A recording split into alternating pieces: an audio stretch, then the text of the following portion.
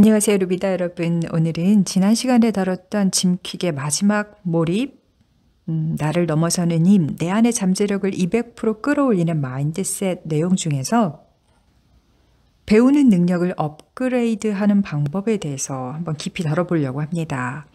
쉽게 말하면 공부, 학습 잘하는 법이라고 하면 좋을 것 같아요. 평생 학습이라는 개념을 통해서 내 삶을 좀 더 영하고 탱탱하게 유지하고 싶으신 분들은 이 부분 잘 참고해서 배우셨으면 좋겠고요. 물론 공부하고 있는 자녀가 있다면 더욱 도움이 되겠죠. 바쁜 한 주를 보내고 맞이한 어느 금요일 밤 전화 한 통을 받았다. 전화를 건 사람은 우리 두 사람이 함께 아는 사람이 있는데 그가 제안해서 전화했다고 했다. 그랬군요. 무슨 일이시죠? 내가 물었다. 전화가 연결되고 처음 30초 동안 이 남자는 아주 침착한 듯 했다. 하지만 곧 말소리가 빨라졌다. 제발 저 좀 도와주세요. 강영자가 급한 사정이 생겨서 내일 못 온답니다. 기조연설을 하기로 한 양반이요. 그가 공경에 처했다니 유감이지만 나는 이런 식으로 갑자기 강연을 맡지는 않는다고 했다. 보통은 6개월 전에 강연 예약을 받았고 항상 준비할 시간을 충분히 가졌다. 그렇게 말했는데도 그는 단념하지 않았다. 그는 우리가 아는 그 사람이 내 강연을 격찬하면서 촉박한 시간에도 훌륭히 강연할 수 있는 사람이 있다면 그건 바로 나라고 했다는 말을 덧붙였다. 제발 저 좀 살려주세요. 그는 감정이 북받친 목소리로 말했다. 이 남자의 간절한 목소리가 신경 쓰이기 시작했다. 마침 토요일에 다른 일이 없었고 그가 준비한 회의는 내가 사는 맨해튼에서 개최된다고 했다. 나는 그에게 기조연설의 주제나 물어보자 싶었다. 그러나 그의 답변에 마치 외계어를 듣는 것 같았다. 아니, 왜 제게 전화하신 거죠? 저는 그 주제에 대해 아무것도 모릅니다. 네, 하지만 원래 섭외했던 강연자가 쓴 책이 있습니다. 그게 무슨 소용인지 모르겠네요. 이런 상황을 미리 대비한 듯 전화한 사람이 곧바로 응수했다. 선생님은 속독을 한다고 들었어요. 조금 일찍 오셔서 책을 읽은 다음에 연설해 주시면 될 것 같은데요. 너무나도 색다른 시나리오여서 그 상황에서 내릴 수 있는 유일한 선택을 했다. 나는 기조연설을 하기로 했다. 그런 도전을 어떻게 거절할 수 있겠는가? 세부 사항의 합의를 보고 그 강연의 청중에 대해 좀 더 설명을 들은 다음 전화를 끊었다. 순간 어리둥절했다. 방금 무슨 일이 일어난 거지? 다음날 아침 10시에 컨퍼런스장에 도착했다. 전날 밤 전화했던 남자가 책 한 권을 건네고는 조용한 방으로 안내해 주었다. 기조연설은 오후 1시로 예정되어 있었다. 3시간 동안 책을 읽고 엄청난 양의 메모를 하며 그날 연설할 기본 요소들을 정리했다. 그리고 무대에 올라 기조연설을 했고 그 컨퍼런스에서 가장 호평을 받은 연설이었다는 말을 들었다. 터무니없었던 만큼이나 내가 할 수 있는 일이라는 믿음이 있었다. 능력이 있으면 자신감이 생기기 때문이다. 뭔가 깊은 인상을 주기 위해 이 이야기를 한 게 아니다. 가능성에 대해 말하기 위해서다. 앉은 자리에서 어떤 주제를 이해하고 학습한 내용을 기억하고 가장 본질적인 요소를 구분할 수 있고 학습 방법을 이해할 때, 즉 이 책에서 논의되고 있는 내용을 알 때 한계가 있다는 느낌이 어떻게 사라지는지 설명하기 위해서다. 만약 내 학습 속도가 빠르지 않았다면 결코 그 기조연설을 하실 수 없었을 것이다. 그리고 여기서 다루는 다른 기술들과 마찬가지로 이는 당신이 가지고 있거나 가지고 있지 않은 능력이 아니다. 당신이 개발하거나 개발하지 못한 능력이다. 당신은 얼마든지 학습의 한계를 없앨 방법을 배울 수 있다. 그리고 평생 그 초능력을 사용할 것이다. 학습 능력의 4단계를 넘어야 한다. 1960년대 이후 심리학자들은 능력 또는 학습에 4단계가 있다는 데 주목했다. 먼저 무의식적 무능으로 알려진 1단계에서는 자신이 무엇을 모르는지 모른다. 예를 들어 속독 같은 것이 존재한다는 사실조차 모를 수 있다. 따라서 현재 자신에게 속독 능력이 없다는 사실도 인식하지 못한다. 의식적 무능으로 알려진 2단계에서는 자신이 무엇을 모르는지 의식하게 된다. 예를 들면 어떤 이들은 속독법을 쓰지만 자신은 속독 훈련을 받지 않았을 뿐만 아니라 속독 기법에 대해서도 모른다는 사실을 자각하는 단계다. 3단계는 의식적 능력 단계다. 어떤 기술에 대해 알고 있고 이를 구사할 역량도 있지만 거기에 적극적으로 마음을 쏟을 때만 가능한 단계다. 할 수는 있지만 노력이 필요하다. 예를 들어 속독을 할 수는 있지만 속독법을 쓰는데 집중할 때만 가능한 상태다. 3단계에서는 타이핑이나 운전 같은 다른 활동 역시 할 수는 있지만 의식적 주의가 필요하다. 평생 학습자가 지향하는 4단계는 무의식적 능력 단계다. 이 단계에서는 어떤 기술을 구사하는 법을 알고 있을 뿐 아니라 기술이 마치 제2의 천성과도 같다. 예를 들면 속독이 곧 독서 방식일 때 무의식적 능력 단계라 할 수 있다. 마음을 먹어야 속독하는 게 아니라 그냥 속독하게 된다. 일부러 주의를 기울이지 않고도 타이핑이나 운전을 하게 된다. 의식적 능력 단계에서 무의식적 능력 단계로 가는 열쇠는 분명하다. 바로 연습이다. 심리학자들이 사용하는 모델은 4단계에서 끝나지만 여기서 5번째 단계를 추가하려 한다. 바로 진정한 숙달 단계다. 이는 무의식적 능력 단계를 넘어 최상의 수준에서 기술을 구사하고 그것이 제2의 천성처럼 되는 단계다. 한마디로 한계가 없는 단계며 어떤 일에 고수가 되는 길이다. 벼락치기는 정말 효과적일까? 밤샘 공부는 많은 사람이 학창시절이 지난 이후에도 오랫동안 사용하는 전통적인 학습 방법이다. 밤샘 공부를 하는 주된 이유는 중대한 시험이나 중요한 발표를 위한 준비를 미루기 때문이다. 종종 벼락치기 공부가 가장 효과적인 준비 방법이라고 믿는 사람도 많다. 하지만 그렇지 않을 가능성이 높다. 시애틀 포스트 인텔리전서의 기자 렐프 하이부츠키는 사실 벼락치기는 환경에 대처하는 신체적 능력을 저하시키는 정서적, 정신적, 육체적 손상과 연관이 있다라는 내용의 기사를 썼다. 그는 벼락치기가 정신 기능의 저하를 포함해 달갑지 않은 여러 부작용을 가져온다고 지적한 하버드 의과대학의 연구를 인용했다. 실제로 벼락치기는 정상적인 수면량의 전부 또는 적어도 대부분을 포기하며 이는 결국 벼락치기의 목적 자체를 훼손할 수 있다. UCLA의 정신의학과 교수 앤드류 플리니는 벼락치기에 관한 공동연구에서 벼락치기의 부작용과 예상 결과 간에 분명한 연관성이 있다는 결론을 내렸다. 학생에게 공부는 매우 중요하지만 학업 성취를 위해서는 적절한 수면량도 매우 중요합니다. 이런 결과는 수면 부족이 학습을 방해한다는 새로운 연구 결과들과 일치하죠. 자, 그렇다면 단연간 사람들에게 더 빠르고 효율적으로 학습하는 법을 가르치면서 강조했던 학습의 한계를 벗어나게 해주는 간단한 습관 7가지는 다음과 같다. 습관 1. 능동적으로 회상한다. 능동적인 회상은 내용을 검토하고 나서 그중 얼마나 기억하고 있는지 바로 확인하는 것을 말한다. 이를 통해 이전에 봤던 내용을 단지 인식하는 재인이 아니라 활성화된 기억의 일부로 만들기가 가능한 회상, 리콜렉션이 가능해진다. 텍사스 A&M 대학교의 신경학자 윌리엄 클램 박사는 이런 글을 썼다. 학생들 대부분이 강제적 회상이 얼마나 중요한지 깨닫지 못한다. 대개는 객관식 시험 때문에 처음부터 스스로 정답을 내놓는 게 아니라 제시된 정답을 인식하는 소극적인 기억에 조건화되어 있다. 학생들의 학습 관행에 관한 연구들은 암기하려는 정보의 인출이 기억 형성에 얼마나 중요한지 보여준다. 능동적 회상을 위해서는 다음과 같이 하라. 공부하고 있는 내용을 복습한다. 그런 다음 책을 덮거나 영상이나 강의를 중지시키고 방금 복습한 내용 중에서 기억나는 것을 전부 적거나 암송해보자. 이제 내용을 다시 보자. 얼마나 기억에 남는가? 이 과정을 여러 번 반복할 수 있도록 충분한 학습 시간을 갖도록 하라. 클램의 연구 결과에 따르면 처음에 공부할 때 반복 학습과 모든 내용의 강제 회상을 최소 4번 연속으로 했을 때 최적의 학습이 이루어졌다. 그래서 2번째 습관이 필요하다. 습관 2. 간격을 두고 반복한다. 이 장의 앞부분에서 언급했듯 벼락치기 공부에는 많은 단점이 있다. 미루기는 자연스러운 행동이지만 엄청난 양의 내용을 한꺼번에 공부해야 하는 상황에 놓이면 그 내용을 전혀 배우지 못할 가능성이 크다. 그런 식의 공부 방법은 우리 뇌의 작동 방식과 완전히 상반되기 때문이다.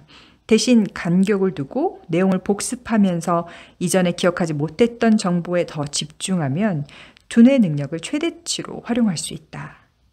온라인 학습 플랫폼 사인앱의 CEO 제임스 굽타는 간격을 두고 반복하는 학습은 뇌의 작동 방식을 모방한 것이기에 간단하지만 매우 효과적이라는 데 동의한다. 그의 말에 따르면 간헐적 반복은 학습에 노력을 더하게 해준다. 근육과 마찬가지로 뇌는 그런 자극에 신경세포 간의 연결을 강화하는 것으로 반응한다. 반복 간격을 넓히면 매번 이런 연결이 일어나며 이는 지식의 장기적이고 지속적인 보유로 이루어진다. 내 경험상 간격을 두고 반복하기 시작한 사람은 그 효능을 확신한다. 간격을 두고 반복하기는 비슷한 간격으로 복습할 수 있을 때 가장 효과가 있는 듯하다. 따라서 스스로에게 충분한 학습 시간을 주는 것이 중요하다. 아침에 한 번, 저녁 식사 직전에 한 번, 4일 연속으로 복습한 다음 다른 내용으로 넘어가자. 아마 비슷한 간격으로 공부할 수 있을 것이다.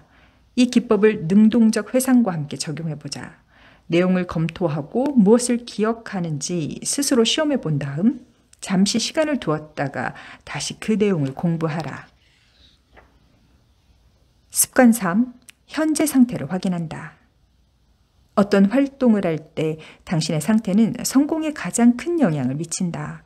예를 들어 정말 힘든 하루를 보냈는데 업무상 발표를 하거나 시험을 보러 간다면 능력을 최대로 발휘하지 못할 가능성이 높다. 최적의 성과를 낼 상태가 아니기 때문이다. 반면에 기분이 좋을 때 그런 기회가 온다면 분명 더 좋은 결과를 낼 것이다. 긍정적이고 기질을 발휘할 수 있는 상태일수록 더 좋은 결과를 내는 건 공부도 마찬가지다. 자세도 마음 상태를 지배한다. 인생을 바꿔놓을 아주 중요한 정보를 배우려는 듯이 앉아라. 그래도 정말 움직여야겠는가? 그렇다면 자세를 바꾼 후에 얼마나 더 집중이 되는지 주목해보자. 바른 자세로 앉을 때는 호흡도 촉진되어 뇌와 다른 신체 부위에 필요한 산소가 원활히 공급된다. 구부정한 자세로 앉으면 호흡이 얕아져 피로해질 수 있다. 습관 4. 후각을 이용한다. 분명 이런 일을 한 번은 겪었을 것이다. 어떤 방에 들어갔는데 실내가 향기로 가득하다. 오븐에서 빵을 구울 때 나는 향신료 냄새 같다. 그 향기는 어린 시절 친구가 너무 웃겨서 우유를 코로 뿜었던 그 어느 날로 당신을 데려간다. 왜 그 향신료 냄새가 어릴 적 기억을 불러일으켰을까? 그 사건이 일어났을 때 그 냄새가 공기 중에 맴돌았기 때문이다. 냄새는 기억을 뇌의 전면으로 끌어내는 데 매우 효과적이다. 로즈메리 향은 기억을 향상시키는 것으로 입증됐으며 페퍼민트와 레몬 향은 집중력을 높여준다고 한다. 펜실베니아 주립대학교 의과대학 박사 후 과정연구원인 조던 게인즈 루이스는 이렇게 말한다. 해답은 뇌 구조에 있다. 냄새가 들어오면 우선 코 내부에서부터 뇌 아랫부분까지 분포하는 후각망울에서 처리된다. 후각망울은 감정 및 기억과 밀접한 관계가 있는 뇌의 두 영역, 즉 편두체와 해마에 바로 연결되어 있다. 흥미롭게도 시각, 청각, 촉각 정보는 이 두 뇌 영역을 통과하지 않는다. 이것이 후각이 다른 감각보다 감정과 기억을 성공적으로 촉발하는 이유다. 냄새는 매우 중요하지만 많은 이들이 활용하지 않는 기억 도구다. 만약 특정한 향이 즉각 어린 시절의 기억으로 달려가게 한다면 다른 향기를 회상의 가속화에 이용할 수 있다. 중요한 시험을 준비하고 있다면 손목에 특정 아로마 오일을 살짝 바른 채로 공부하고 시험 보기 전에도 똑같이 하라. 큰 회의를 준비할 때도 이 방법을 쓰면 비슷한 결과를 얻을 것이다. 오일은 너무 많이 바르지 않아도 된다. 살짝만 발라줘도 기억을 높이기에 충분하다. 습관 5. 음악을 이용한다. 어린 시절에 어떻게 학습했는지 기억해보자. 많은 사람이 그랬지만 당신도 노래를 통해 알파벳을 배웠는가? 아마 음악이 존재했을 때부터 부모들은 노래를 통해 아이에게 기본 개념을 가르쳤을 것이다. 음악을 통한 학습이 효과가 있기 때문이다. 그 이면에는 확실한 과학 원리가 있다. 수많은 연구가 음악과 학습의 연관성을 밝혀왔다. 음악가이자 발달 심리학자인 글렌 셜런버그 박사는 음악과 기분의 연관성, 기분과 학습 간의 연관성을 밝히며 음악이 우리의 학습 능력을 높인다는 각성 및 기분 가설을 제시했다. 바로크 음악의 특징은 특히 학습에 유용한 듯하다. 음악은 정신적, 신체적, 정서적 리듬을 안정시켜 다량의 내용 정보를 처리하고 학습할 수 있는 높은 주의력과 집중력 상태에 이르게 한다라고 음악 및 학습 전문가인 크리스 보이드 브루어는 말한다. 바흐나, 핸델, 텔레만 등이 작곡한 분당 50에서 80비트의 바로크 음악은 뇌파를 깊이 집중할 수 있는 알파파 상태로 만든다. 그래서 어휘를 배우거나 사시를 외우거나 책을 읽을 때 바로크 음악을 틀어두면 학습에 매우 효과가 있다. 랩이나 케이팝 등이 바로크 음악과 같은 결과를 가져온다는 증거는 없지만 음악에 대한 반응은 개인에 따라 다르므로 당신에게는 그런 음악이 효과가 있을 수도 있다. 하지만 개인적으로 바로크 음악을 재생 목록에 추가해서 공부하는 동안 배경음악으로 틀어놓을 것을 추천한다. 아마존 뮤직, 애플 뮤직, 스포티파이 모두 바로크 음악을 제공하고 있다. 더 알아보고 싶다면 각 스토어에서 학습용으로 특별히 편집된 클래식 음악 목록을 찾아볼 수도 있다. 습관 6. 뇌를 온전히 사용해 듣는다. 학습의 한계를 벗어나고자 한다면 듣기 기술도 향상시키고 싶을 것이다. 듣기와 학습 간에는 강한 연관성이 있으며 우리 중 4분의 1 이상은 주로 듣기를 통해 학습하는 청각형 학습자다. 듣기는 학습에 매우 중요하며 우리는 끼어있는 시간의 많은 부분을 듣기에 할애한다. 하지만 우리는 듣기에 특별히 능하지는 않다. 플래토 이펙트의 저자 밥 설리번과 휴 톰스는 이렇게 말한다. 보통 성인은 말하는 시간의 약 2배를 듣는 데 쓸 정도로 대부분의 의사소통에서 듣기가 핵심이지만 사람들 대부분이 듣기에 취약하다. 전형적인 연구 결과 하나만 들어보자. 한 실험에서 피실험자들에게 10분 동안 구두 발표를 듣고 나중에 그 내용을 설명하게 했다.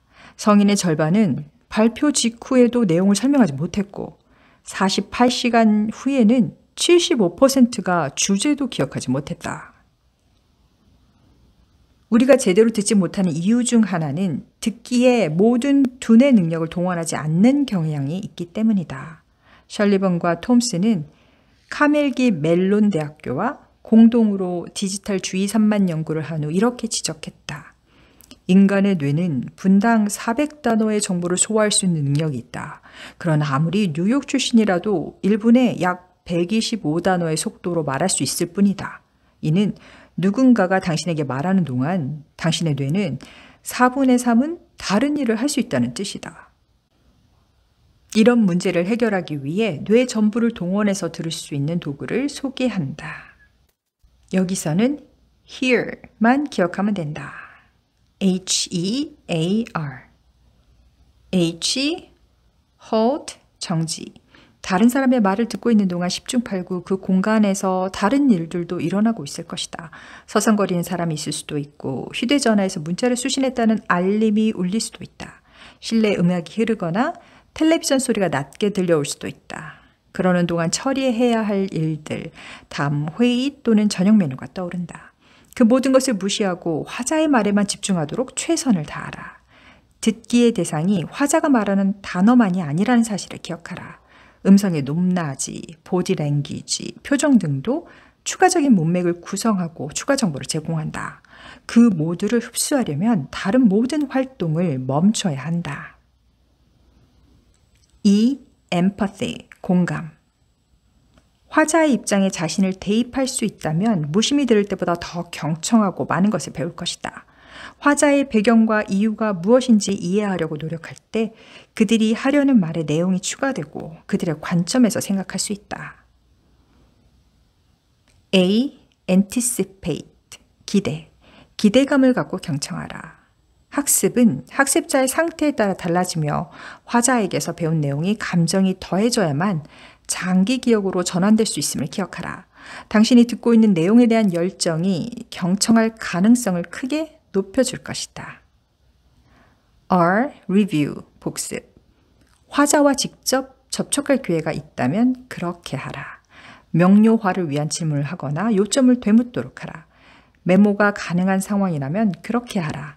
그런 다음 화자의 말을 되새겨보라.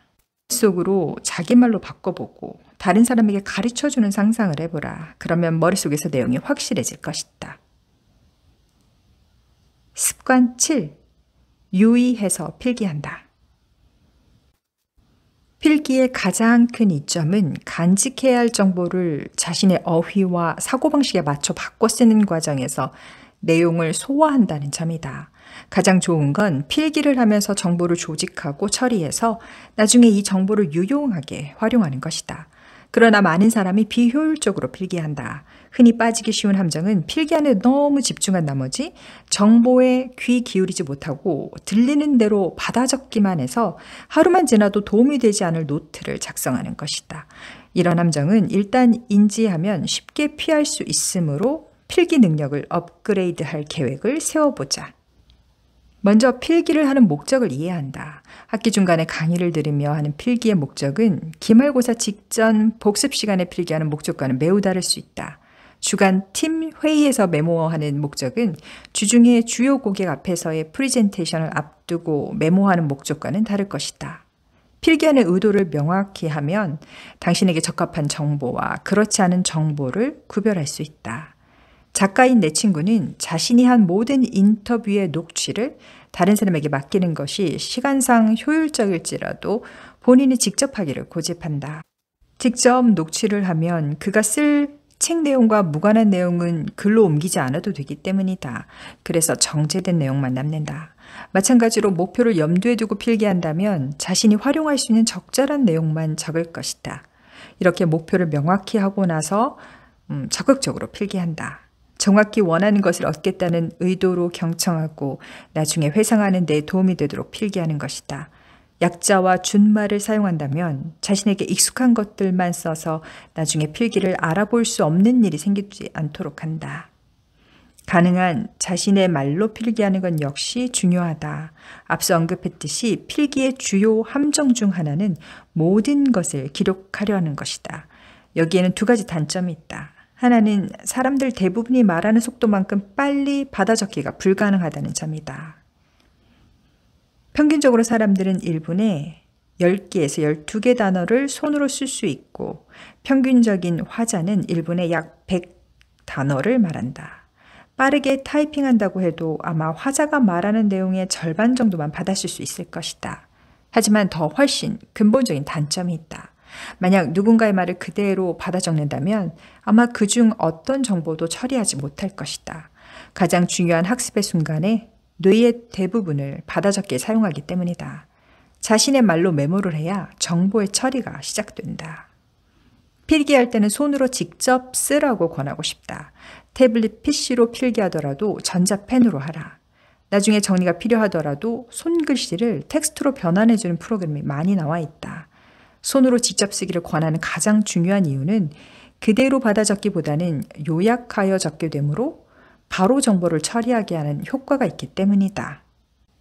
가장 중요한 점은 자신이 경청하고 있는지 확인하는 것이다. 당신은 비서로 그 자리에 있는 게 아니라 나중에 사용하기 위해 정보를 흡수하고 있는 것이다. 따라서 다른 사람이 하는 말을 실제로 듣는 것이 중요하다. 화자가 강조하는 정보에 주목하라. 화자가 말하려는 요지를 이해하고 기회가 된다면 질문하라. 이는 정보를 기록하는 만큼 전달되고 있는 정보에 관심을 기울일 때만 가능하다. 필기한 다음에는 즉시 검토한다. 이는 필기한 내용을 며칠 동안 읽지 않을 때보다 정보를 기억하는 데 훨씬 효과적이다. 더불어 처음에 노트할 때 놓친 내용을 보완할 수 있다는 이점도 있다. 그 정보가 아직 머릿속에 생생하게 남아있기 때문이다. 자, 정해진 시간 내에 효과적으로 학습할 수 있는 방법을 7가지를 제시해 주셨는데요. 이 7가지가 무엇이었는지 지금 방금 배운 이 7가지의 루트를 사용해서 한번 다시 회상해 보시는 것이 어떨까요? 오늘도 이 한 권의 멋진 책으로 여러분의 삶을 이루고 누비고 즐기세요.